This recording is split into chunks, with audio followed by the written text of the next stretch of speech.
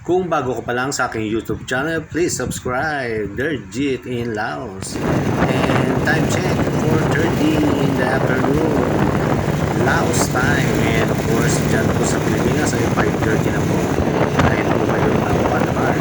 Ayan, pinapaybay po po street going to International School of Laos. Ayan. At ako po ay nakatira dito sa Laksu. Sabihin po, kilometers o. And of course, ang school po ng aking wife ay sa kilometer 5. Of course, ayan po. Nadaanan po natin yung Tesco, one of supermarket here in Laos, Pakse. Of course, ayan po, makikita po natin.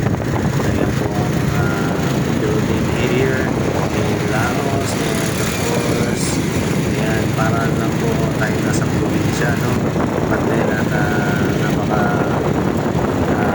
mapayapa. And of course, masaya po dito sa Pakse, Laos.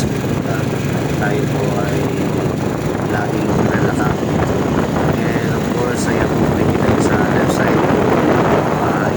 Malaki po yung bahay dito dahil of course, mura lang po ang materials dito sa bahay.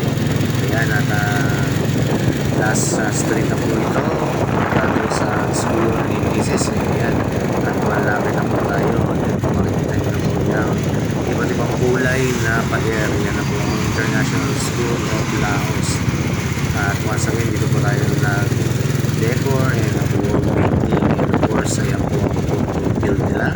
Kung saan kami po yung PPE dati nung ako po yung nagtuturo pa ng physical education here.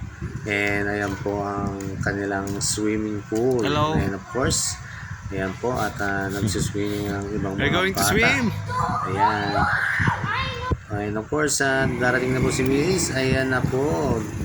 Dumating na po ang napakaganda at napakabait, napakasipag na Mrs. Ayan po si Jojit. And of course, siya po ay si Jit. Ayan, at kaway-kaway. Ayan po, at please subscribe